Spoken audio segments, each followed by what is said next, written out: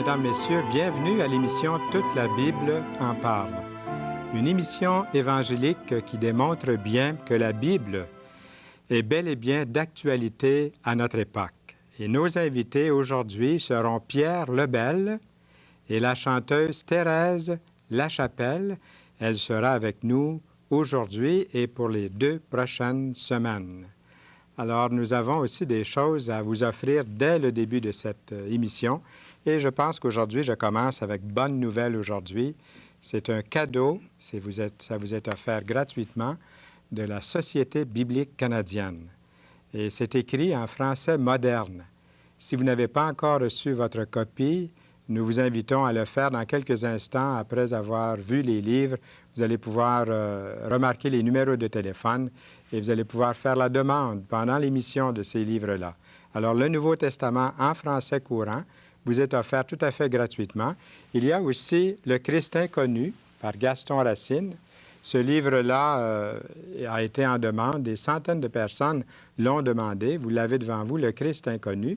Et il y a encore, depuis quelques séries, là, des séries précédentes, Les Leçons de Marie, par le même auteur, Gaston Racine. Et Les Leçons de Marie, des milliers, je peux dire, des milliers de personnes ont demandé ce livre-là. Et encore une fois, les gens le demandent. Alors, vous pouvez demander ces livres-là, c'est gratuit, c'est de la documentation que vous pouvez demander présentement au cours de l'émission.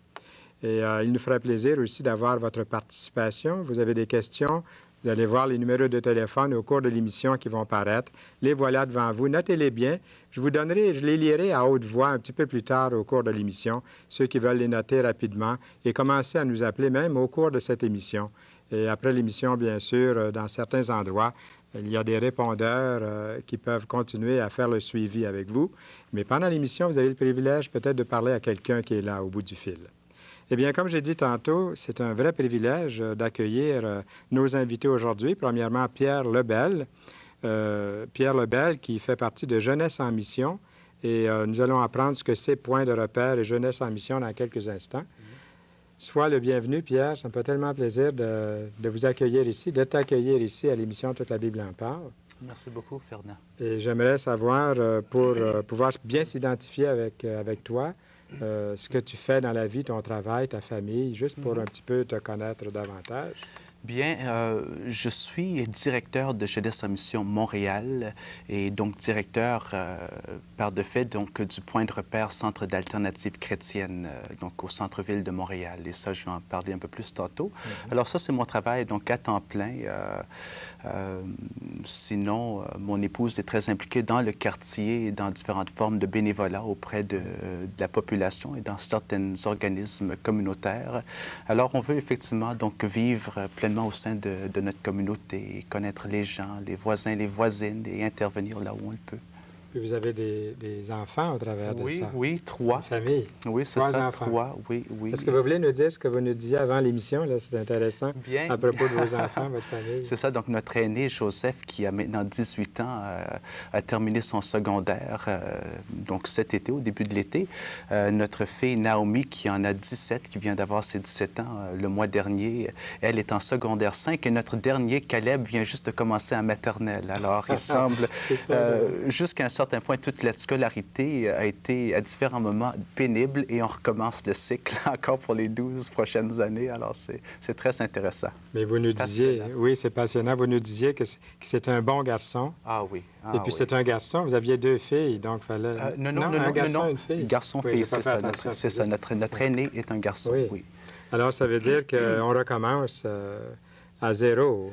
Oui, c'est ça. Maintenant, 5 ans, c'est plus le zéro, mais effectivement, quand notre fille avait presque 12 ans quand il est venu au monde, alors c'est effectivement tout un défi, mais on est vraiment passionnés, très, très heureux de sa présence avec nous. Puis peut-être que vous avez de l'aide aussi avec le garçon puis la fille, là, qui sont plus grands. Bien, notre garçon vient de déménager en appartement, donc il a son petit 3,5 sur la rue Saint-Denis, et il travaille dans le quartier aussi, donc il est à quelques minutes de chez nous, donc on le voit régulièrement, mais alors Joseph aide un petit peu moins à la maison. Alors, Mais notre fille a été presque la deuxième mère à Caleb. Ouais. Donc, elle a tellement aimé. À 12 ans, une fille, tout de suite un petit bébé, Ouais. et puis voilà qu'elle a dans ses bras depuis les 5 dernières années. Ah, ça doit Donc, être pas mal c'est beau à excellent. voir, oui. Oui, oui, c'est fantastique. Eh bien, Pierre, nous allons parler de cette vision, la vision puis le ministère de Jeunesse en mission. Nous avons entendu beaucoup de choses, de bien belles choses à propos du ministère, en plein cœur de Montréal. Alors, ça va nous toucher de très près ce que vous allez dire. Et si vous êtes à l'écoute maintenant depuis quelques instants, ça vaudrait la peine peut-être que quelqu'un appelle des amis pour dire, venez écouter quelqu'un qui va nous parler de points de repère et jeunesse en mission. Parlez-nous-en, ce que c'est la vision de ce ministère-là. OK, donc ça fait maintenant presque 10 ans que nous sommes arrivés à Montréal et le but, depuis plusieurs années, même avant, on se préparait de venir en ville de Montréal pour débuter un ministère chrétien en cœur de ville.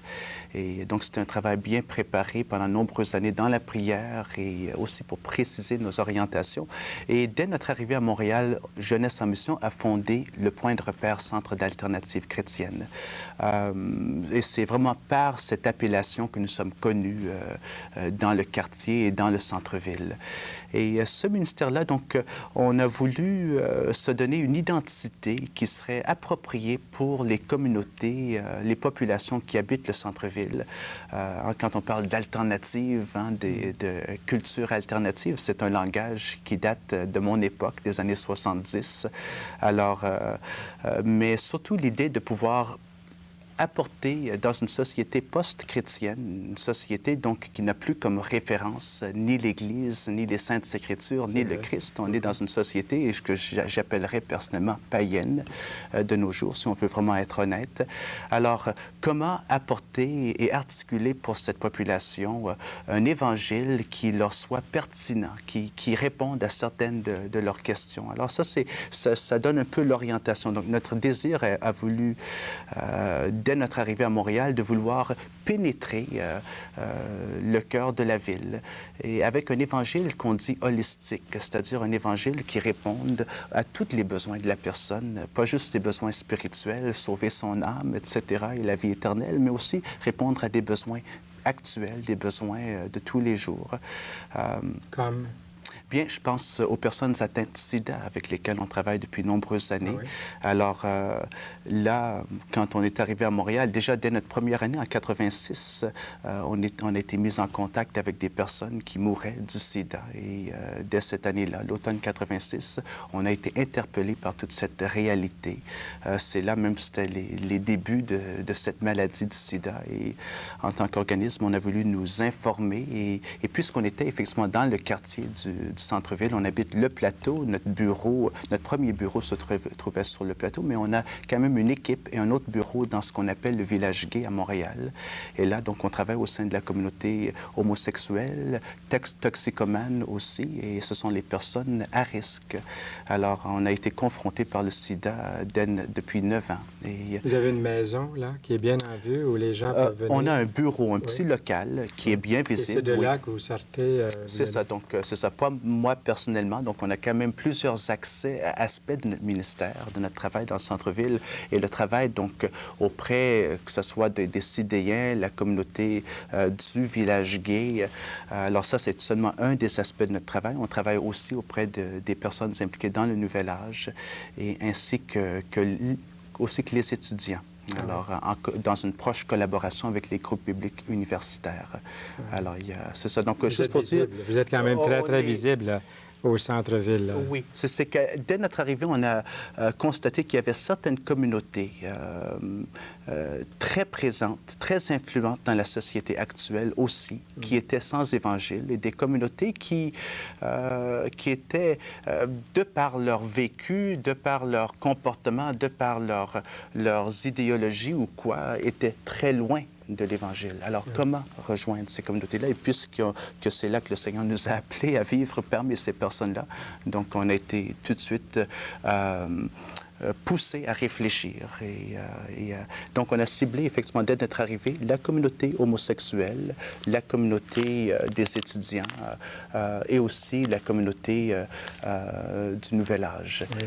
Et sans parler aussi des artistes du plateau Mont-Royal, qui sont très nombreux. Alors, ça, c'est... Puis comment est-ce qu'on fait pour appliquez ou comment vous appliquez les principes bibliques dans ce milieu-là? Bien, je pense que la première chose, pour moi, c'est l'incarnation. Le fait que Christ est venu dans le monde, habiter parmi nous. Et puis, dans l'Évangile de Jean, chapitre 17 et le verset 18, Jésus dit dans sa prière, il dit, « Je les envoie comme tu m'as envoyé dans le monde. » Et donc, toujours ce concept de l'incarnation, ce concept d'apporter Christ dans la société. Et l'incarnation, c'est plus que tout simplement de déménager puis habiter physiquement au sein de la communauté. On peut être présent sans être en relation avec. On peut habiter un quartier puis être quand même isolé. Donc, pour moi, l'incarnation, c'est de pénétrer en développant des relations, hein, un dialogue avec ces communautés. L'idée d'un dialogue, une chose qui est pour moi très importante, c'est d'entrer en dialogue, en relation avec ces personnes. Ça prend du temps, quelquefois? Bien, ça prend des années. Ouais. Je pense à certains jeunes de la rue ou certaines personnes avec lesquelles nous sommes en contact depuis des années.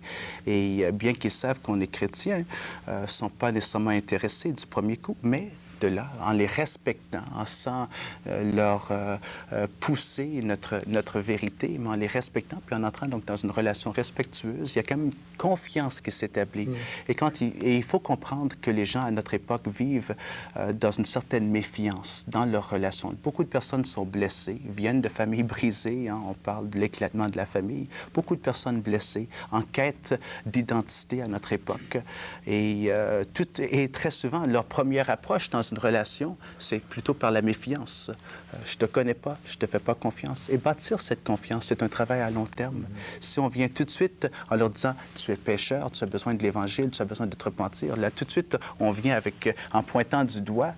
Non, il faut bâtir une relation de confiance. Vos aides sont des personnes qui, autrefois, faisaient partie peut-être de ces groupes-là, de ces différentes couches de la société? Oui, je pense que la plupart d'entre nous au sein de notre équipe étions des gens marginaux à l'époque.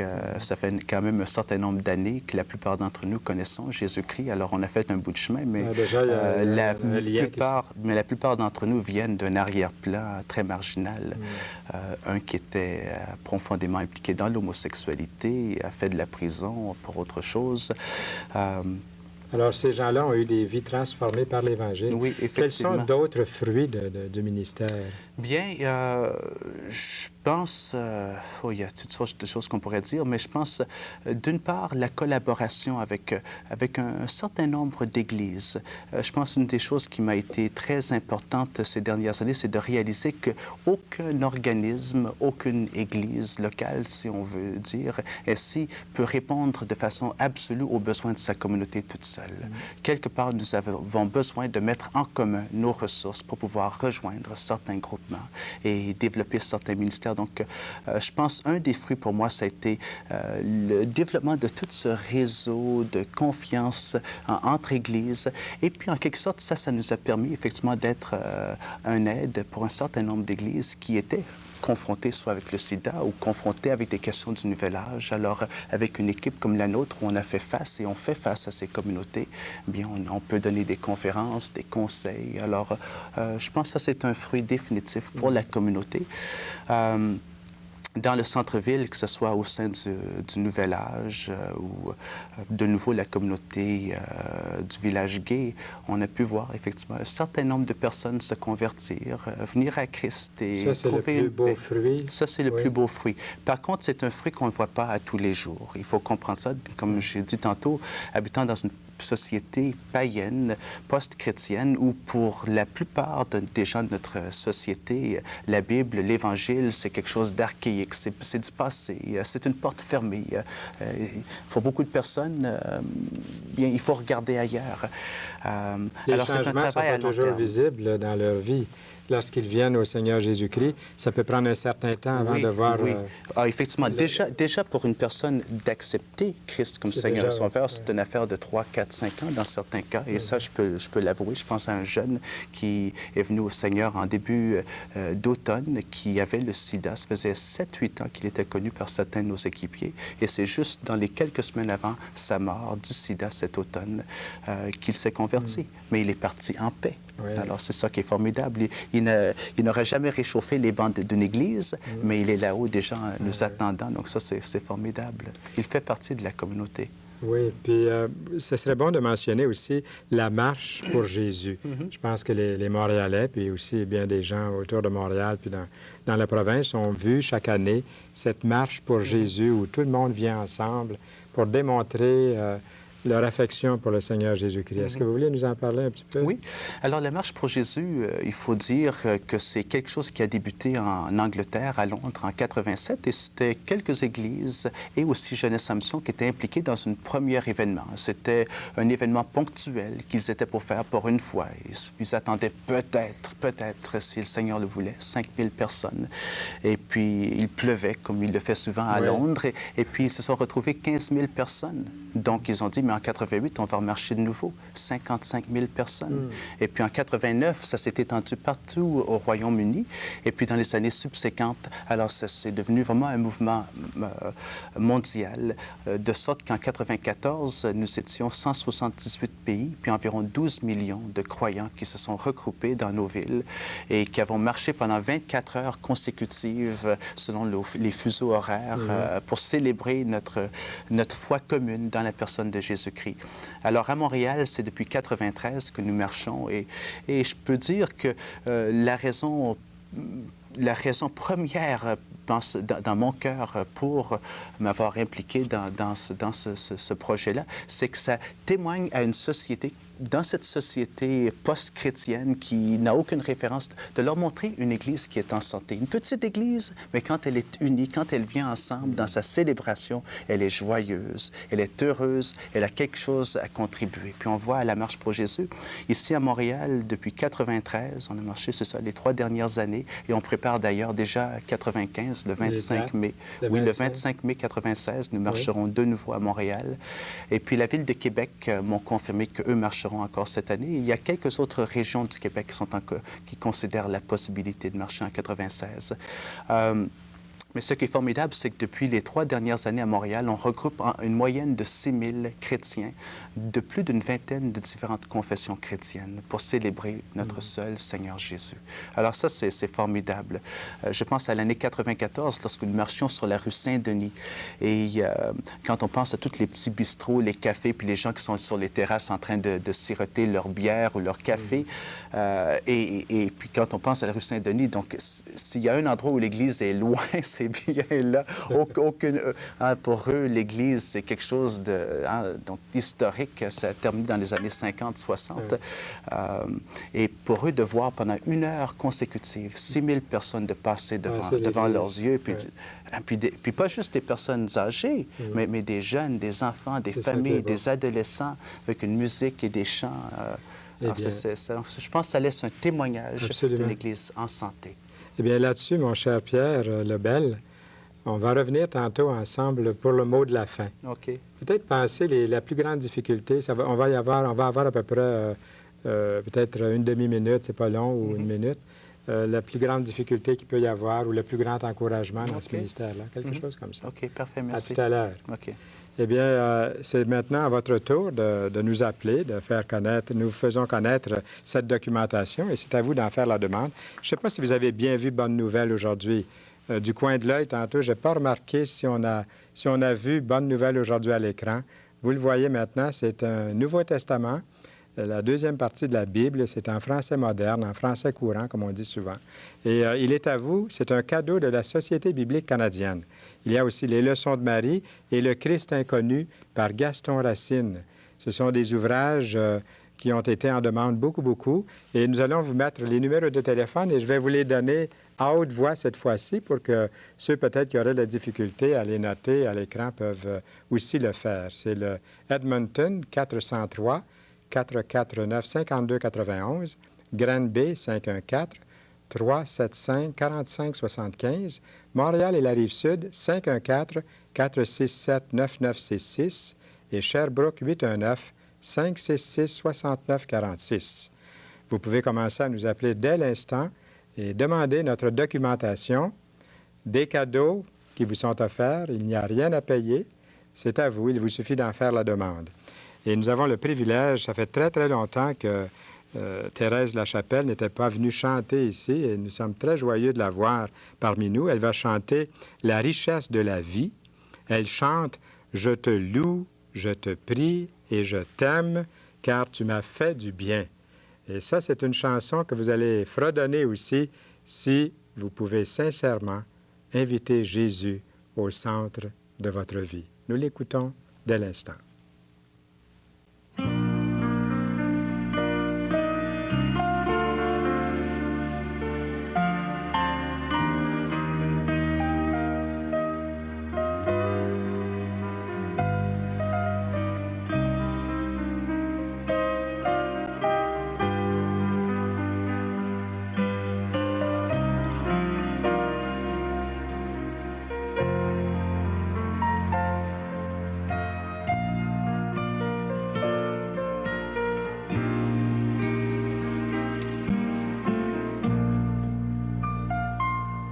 Je te loue, je te prie et je t'aime.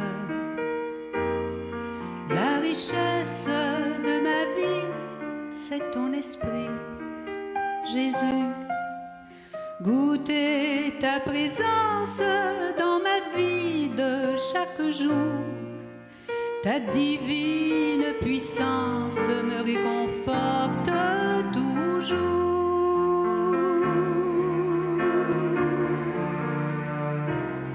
Je te loue, je te prie et je t'aime. La richesse de la vie, c'est ton esprit, Jésus.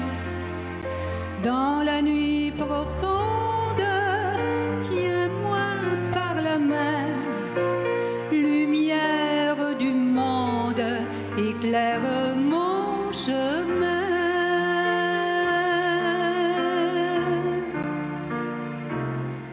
Je te loue, je te prie et je t'aime.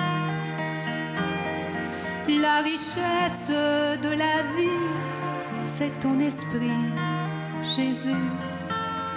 J'aime à te redire que je ne peux rien sans toi.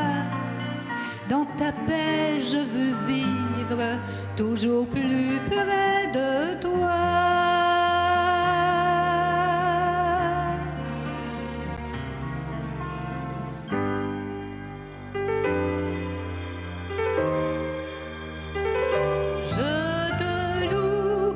Je te prie et je t'aime.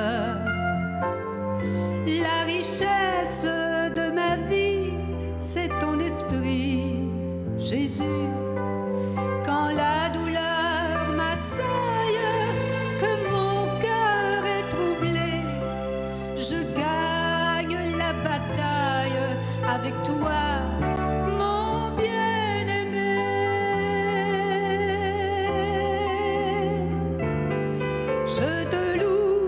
Je te prie et je t'aime. La richesse de ma vie, c'est ton esprit, Jésus. Dire à ce que j'aime ce que tu as fait pour moi. Et mon vœu suprême, c'est qu'un jour, il vienne à toi.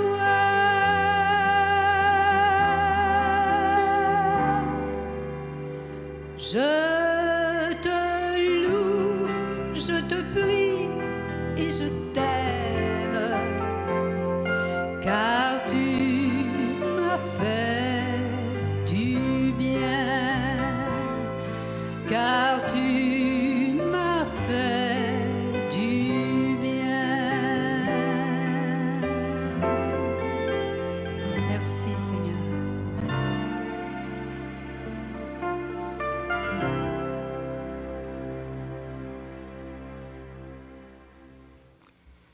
Merci beaucoup, Thérèse Lachapelle. Elle va nous revenir la semaine prochaine et l'autre semaine. On voit que cette chanson-là est chantée par une femme qui a expérimenté la vie de Jésus. Elle peut dire « Je t'aime, je te loue, car tu m'as fait du bien ». C'est ce qu'on dit, n'est-ce pas, Pierre Lebel, lorsque Jésus vient dans notre vie. Je vais me dépêcher à montrer les livres, OK. les numéros de téléphone et nous nous préparons pour le mot de la fin. Alors, le livre, c'est Bonne nouvelle aujourd'hui. Je vous les montre tous les trois très rapidement. Il y a les leçons de Marie, mais surtout dans cette série-ci, peut-être qu'un plus grand nombre de personnes ne connaissent pas encore le Christ inconnu. Alors, demandez notre documentation. Il nous fera plaisir de vous l'envoyer. Remarquez bien les numéros de téléphone qui paraissent à l'écran dans un instant. Notez-les bien. Et pendant que vous notez ces numéros, moi, je me tourne vers notre invité, Pierre Lebel, et je lui demande, qu'est-ce qu'on pourrait dire comme mot de la fin, Pierre? Bien, je réfléchissais tout simplement au fait qu'on habite dans une société où les gens, que ce soit au niveau de leur sexualité ou leur spiritualité, vivent une profonde confusion. Une confusion, ça serait le mot pour notre société aujourd'hui. Oui, je crois. On ne sait pas où aller. C'est ça. Effectivement, il y a une crise d'identité, une confusion par rapport c'est ça, à notre propre être et comment trouver un sens à notre propre vie. Donc, les gens sont en quête soit d'une révélation spirituelle, un sens à leur vie, ou sont à la recherche d'une certaine affection physique. Les gens sont en grand besoin. Et où peuvent-ils aller? Trouver cette solution? Bien, je dirais auprès de la personne de Jésus-Christ, mais ça prend beaucoup de sensibilité. Ce sont des personnes heurtées, confuses, qui ne voient pas nécessairement la lumière quand elle leur est présentée. Donc, ce que je voulais tout simplement demander, c'est que les auditeurs de cette émission, ceux qui sont des personnes de prière, puissent garder et réfléchir et apporter ces personnes-là dans la prière, les porter, parce que beaucoup de personnes sont souffrantes à notre époque. Merci beaucoup, Pierre Lebel. Et là-dessus, ne manquez pas la semaine prochaine, au cours de laquelle Noël Aubu sera avec nous pour le thème « Jésus notre espérance » et Thérèse Lachapelle sera de retour à l'émission. Au revoir.